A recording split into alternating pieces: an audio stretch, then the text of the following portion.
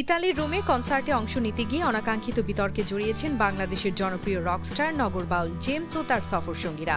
Hotel কক্ষ নোংরা ও অগোছালো অবস্থায় রেখে যাওয়ার পাশাপাশি হোটেল কর্তৃপক্ষকে না জানিয়েই চেক আউট করে চলে যাওয়ার অভিযোগ উঠেছে তাদের বিরুদ্ধে। এ ঘটনায় চূড়ান্ত পরিচ্ছন্নতার জন্য 200 ইউরো অতিরিক্ত ফি দাবি করেছে হোটেল কর্তৃপক্ষ। গত রবিবার 16 অগস্ট রোমে আয়োজিত একটি কনসার্টে অংশ নিতে জেমস ও তার সফরসঙ্গীরা বেস্ট ওয়েস্টার্ন হোটেলের একটি অ্যাপার্টমেন্টে অবস্থান করছিলেন বলে জানা গেছে।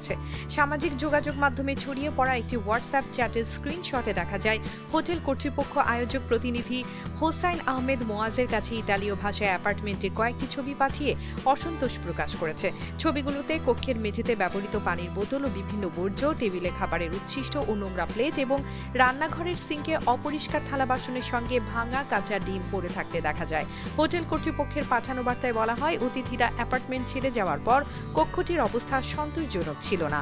ভবিষ্যতে ওই হোটেলের সুবিধা ব্যবহার করতে চাইলে চূড়ান্ত পরিচ্ছন্নতার জন্য ন্যূনতম 200 ইউরো পরিশোধ করতে হবে বলেও জানানো হয়। মানে ভালো, দামে সস্তা। আজই কিনুন জাদু ডিটারজেন্ট পাউডার। আপনার কাপড় হবে ঝকঝকে পরিষ্কার। MK international company. ঘটনাটি সম্পর্কে আয়োজক হোসাইন আহমেদ মোয়াজের কাছে জানতে চাইলে তিনি অভিযোগটি সত্য বলে দাবি করেন। মোয়াজ বলেন, হোটেল ছাড়ার আগে জেমস তার ম্যানেজার কিংবা দলের পক্ষ থেকে তাকে বা হোটেল কর্তৃপক্ষের কাউকেই জানানো হয়নি।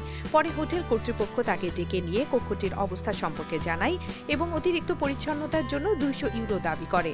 তার ভাষ্য অনুযায়ী অতিথিরা হোটেল ছাড়ার পর কর্তৃপক্ষ কক্ষটি পরিদর্শন করে সেখানে বেশ কিছু আবর্জনা ও অপরিচ্ছন্নতার বিষয় দেখতে পায়। এরপর বিষয়টি আয়োজক পক্ষকে জানানো হয়। এদিকে রোমের ওই কনসার্টকে ঘিরে জেমসের ম্যানেজার রবিনের বিরুদ্ধেও আয়োজক পক্ষ থেকে প্রতারণার অভিযোগ তোলা হয়েছে বলে দাবি করা হচ্ছে। তবে এই অভিযোগের বিষয়ে জেমস, তার ম্যানেজার কিংবা সংশ্লিষ্ট প্রতিনিধিদের কোনো আনুষ্ঠানিক বক্তব্য এখনো পাওয়া যায়নি। সামাজিক যোগাযোগ মাধ্যমে হোটেলের কক্ষের ছবি ও কথোপকথনের স্ক্রিনশট ছড়িয়ে পড়ার পর বিষয়টি নিয়ে সমালোচনা শুরু হয়েছে। তবে 200 ইউরোর অর্থ শেষ পর্যন্ত পরিশোধ করা হয়েছে কিনা সে বিষয়ে নিশ্চিত তথ্য পাওয়া যায়নি। জেমসের পক্ষের বক্তব্য পাওয়া গেলে এ বিষয়ে আরও বিস্তারিত জানা যাবে। মুক্তি টিভি নিউজ ডেস্ক।